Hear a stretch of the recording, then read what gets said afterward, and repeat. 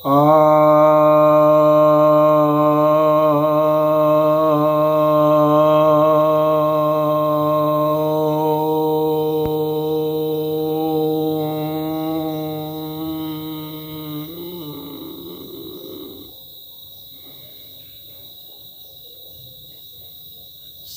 भक्तजनों को सप्रेम नमन। भक्तों, आज आपकी एक जिज्ञासा का समाधान कर रहा हूँ।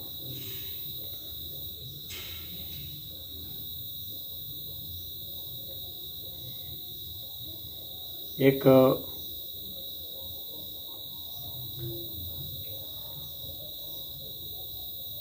महिला हैं, उन्होंने पूछा है कि पूछा नहीं है बल्कि घोषणा की है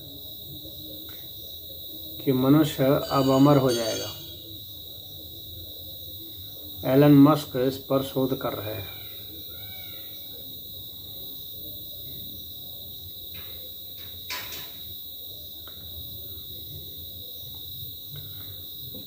वैसे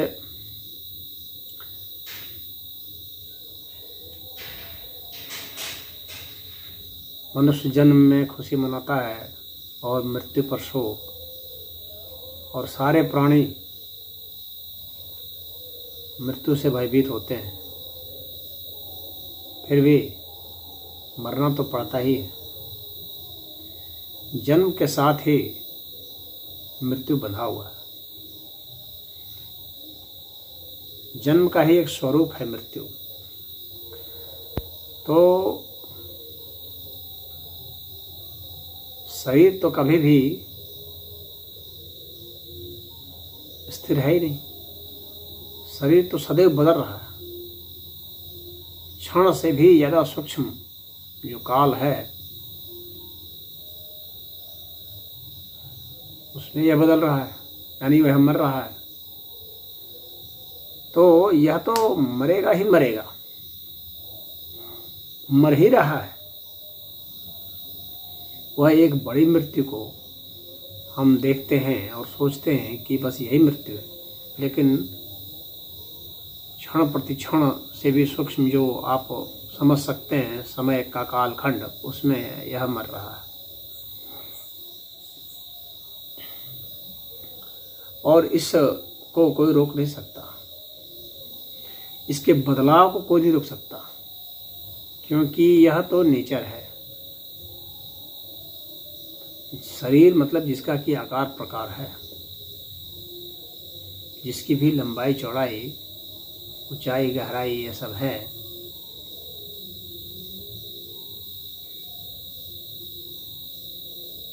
तो वह सदैव बदलाव को विवश है। और उसी बदलाव के एक पहलू को हम मृत्यु कहते हैं और दूसरे पहलू को हम बदलाव कहते हैं या जन्म कह देते हैं। मृत्यु और जन्म दोनों ही बदलाव है और दोनों एक दूसरे के साथ सन्निध हैं। वैसे पीड़ा होती है लोगों को, लोग अमर होना चाहते हैं, अस्थायी रूप से सोचते हैं शरीर भी न बदले। अरे जब शरीर नहीं बदलता तो अब जवान कैसे होते? या लोग सोचते हैं कि शरीर उसके अनुसार ही बदले। इसको भी एक तरह से अमरता ही मान लेते हैं कि शरीर मेरे अनुसार ही बदले, लेकिन ऐसा भी संभव नहीं है। कुछ हद तक संभव है, लेकिन पूर्णतः संभव नहीं है। एक तो बदलाव तो होगा, बदलाव को तो कोई रोक नहीं सकता। दूसरी बात कि बदलाव आपके ही डायरेक्शन में हो तो यह कुछ हद तक सही है, बहुत मामूली कुछ हद तक। जैसे उदाहरण के लिए आपने अपने चेहरे का वो सर्जरी वर्जरी करा के वो कर लिया, लेकिन दिल को तो नहीं बदला, फेफड़ा नहीं बदला, माइंड नहीं बदला उस तरीके से जिस तरीके से आप चाह रहे थे।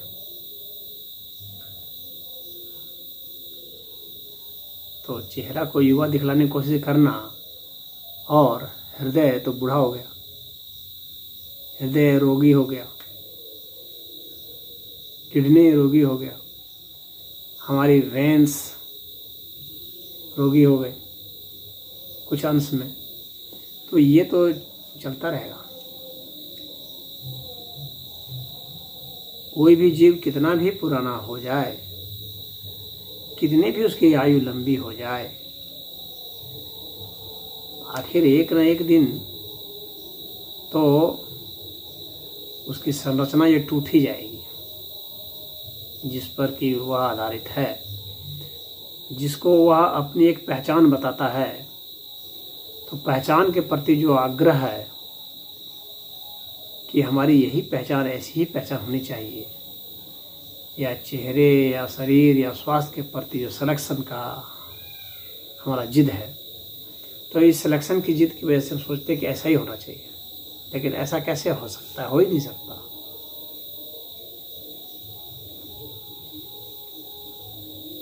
हम अमर हैं तो अपनी निराकारता में अमर हैं। हमारी आत्मा अमर है, शरीर नहीं। आत्मा अर्थात निराकार तत्व, चेतन तत्व, उस अर्थ में तो हम अमर हैं और उसी अर्थ में हमारी अमरता होती है। इसको हम जान लें बस। आकार ज्यों होगा उसमें बदलाव होगा। तो इस पृथ्वी पर रहने वाले अमर कैसे हो जाएंगे जब ये पृथ्वी अमर नहीं है, सूरज ही अमर नहीं है, कोई भी चांद सितारा अमर नहीं है। या सूक्ष्म तत्व भी अगर ले लें, अणु परमाणु भी ले लें, यहाँ तक कि प्रकाश को भी आप ले लें, विद्युत को ले लें, तो वे अमर नहीं है। वे भी बदलते रहते हैं, उनकी भी मृत्यु होती रहती है, जन्म होते रहते हैं। तो मैं अंजलि जी को यही कहूँगा कि एलन मस्क का जो रिसर्च की बात कर रहे हैं कि एलन मस्क जो है वह बहुत रिसर्च कर रहे हैं। अरे रिसर्च का मतलब क्या होता है कि जो चीज़ है उसी को पुनः सर्च करना, रिसर्च, पुनः खोजना। तो आप खोजेंगे क्या? जो है उसी को तो खोजेंगे, और है क्या? मृत्यु और जन्म, जीवन और मृत्यु, ये है। तो जब आप पाएंगे तो इसी को पाएंगे, एक साथ ही पाएंगे। और बदलाव पाएंगे आप, इसमें गति पाएंगे, यानी तत्व में जो गति हो रही है उसी का एक नज़रिया जो है वह जन्म है, जीवन है, एक नज़रिया जो है मृत्यु है, उसी को पाएंगे और वह होके रहेगा। कोई एलन मस्क जो है उसको कुछ नहीं कर सकता। एलन मस्क को आपने भगवान बना दिया है, भगवान भी अगर होंगे ना, हो जाएंगे ना, तो भी नहीं कर पाएंगे। भगवान नहीं आए क्या इस धराधाम पर? भगवान भी आए इस धराधाम पर, बदल पाए क्या? कोई नहीं बदल पाया, ना कोई बदल पाएगा। कितने ऋषि महर्षि आए और गए, कितने वैज्ञानिक आए और गए, कितने व्यापारी आए और गए। एलन मस्क क्या एक व्यापारी तो है? ये क्या कर लेगा? ये भगवान कृष्ण नहीं बदल पाए, राम नहीं बदल पाए, शिव नहीं बदल पाए, कोई नहीं बदल पाया, ना कोई बदल पाएगा। इस सच्चाई से हम लोग, इस सत्य से हम लोग रूबरू हो जाएं।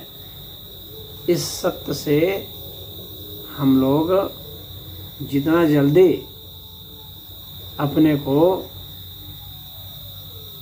आत्मसात कर लें इस सत्य से, तो उतना जल्दी जो है हम इस व्यामोह से मुक्त हो सकते हैं। यह मोह ही है कि मुझे बचे रहना है, यह मोह ही है कि मेरे शरीर को ऐसे बचे रहना है इतना दिन तक, मतलब सदा के लिए बचे रहना। अरे सदा के लिए बचे रहोगे तो पागल हो जाओगे, क्योंकि इस जीवन में है क्या? खाना है, टट्टी करना है, यौन क्रिया करनी है, कुछ बातें करनी है। क्या करोगे इसको करते? कितना समय तक करोगे? अगर देखा जाए सार संक्षेप में तो इस जीवन में तो बहुत थोड़े से काम है, बस क्रियाएं हैं साधारण, उसी को कितना समय तक करोगे? 100 वर्ष में तो आदमी उब जाता है, जो नहीं उबेंगे 200 वर्ष में उब जाएंगे, 1000 वर्ष में उब जाएंगे। ययाति की कथा आती है कि उसे बहुत ही ज़्यादा मैथुन क्रिया से लगाव था। जवानी मांगता रहा अपने बच्चों से, अपने पोतों से, परपोतों से, इस तरह से। तो करते करते 1000 वर्ष तक चला गया। 1000 वर्ष में उब गया, जान गया कि ये मूर्खता से बढ़कर वो कुछ नहीं है। वही क्रियाएं रोज, वही चीज़ें रोज, जिसके प्रति आज आकर्षण है वही मिल जाने पर कुछ लगता है क्या चीज़ है, ये पदार्थ ही तो है, शरीर ही तो है। इस शरीर में क्या है जो आकर्षण की चीज़ है? जब व्यक्ति किसी आवेश में आता है उसी समय ही इसको कुछ आकर्षण, इसमें कुछ महसूस होता है। नहीं तो ये चमड़ा चमड़ा है, हड्डी है, लार है, थूक है, रक्त है, मांस है, क्या है इसमें? मल मूत्र है, पसीने हैं, क्या है इसमें? जिसके प्रति तुम्हारा कितना आकर्षण कब तक रहेगा? अंत में अपने इस शरीर से भी घृणा हो जाएगी।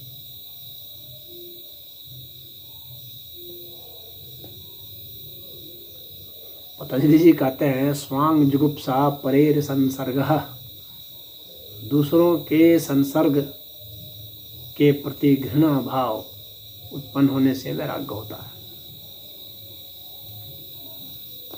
क्या संसर्ग करोगे, कितना कितना मिलाओगे, क्या मिलेगा इसमें? चमड़े में रखा भी क्या है, हड्डी में क्या रखा है, थूक लार में, वीर्य में क्या रखा है? एक दिन, 10 दिन, 20 दिन, 100 दिन, 1000 दिन, लाख दिन, करोड़ दिन, कितना दिन करोगे? रगड़ा रगड़ी करोगे, अंत में तो थक जाओगे, परेशान हो जाओगे, सोचोगे कैसे इससे छुटकारा मिले। उस समय अगर कहेगा कि नहीं तुम मर नहीं सकते तो क्या हाल होगा? फिर तो पागल ही होगा। जब पता चलेगा कि मर नहीं सकते, मरना बहुत जरूरी है।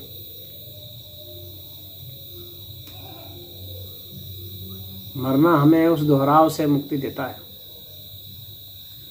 एक समझदारी विकसित करता है, हमारा एक विकास करता है,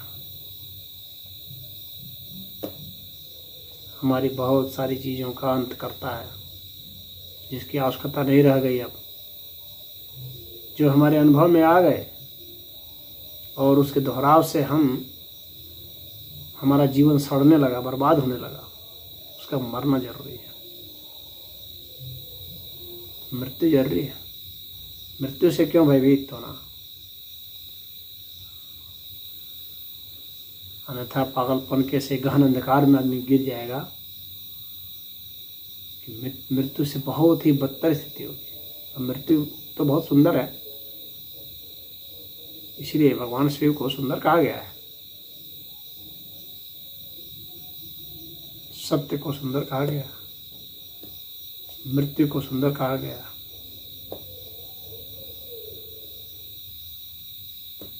तो अपनी वासनाओं के मृत्यु, ये वासनाओं के कारण ही मृत्यु से भय लग रहा है।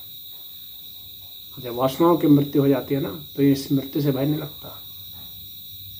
वास्तव में वासनाएं ही जन्मती है और मरती है। तो जब तक शरीर है तो वासनाएं रहती जाती हैं। शरीर के प्रति भोग की कामना है तो वह रह जाती है।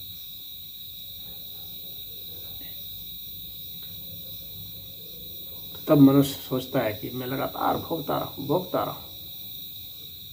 अरे भोगते भोगते रोगी हो जाता है आदमी। जिन अंगों से ज़्यादा भोगता है वे अंग नष्ट भ्रष्ट हो जाते हैं, सड़ने गलने लगते हैं, कीड़े पड़ जाते हैं, उसमें इन्फेक्शन हो जाता है। बहुत सारे से लोग, ये जवाहरलाल नेहरू क्या है, उसी से तो मर गया। टर्सरी सिफिलिस हुआ था जवाहरलाल नेहरू को। बहुत ज़्यादा यौन क्रिया में जो रहते हैं उनको ऐसे सिफिलिस हो जाते हैं, टर्सरी सिफिलिस में क्या होता है, जो यौनांग होते हैं ना, वे सड़ सड़ के, गल के, कट के गिरने लगते हैं। अब सोचो कि उस व्यक्ति को मृत्यु अच्छी लगेगी कि वह भोग अच्छा लगेगा? फिर उस समय कैसा लगेगा? इसलिए जो भोग की कामना करते हैं ना, वे उन भोग के कारण ही, जिस इंद्रिय से भोगते हैं ना, वे ही इंद्रिय बेकार हो जाती है। उसमें रोग हो जाता है और उसके कारण ही उसका नाश हो जाता है।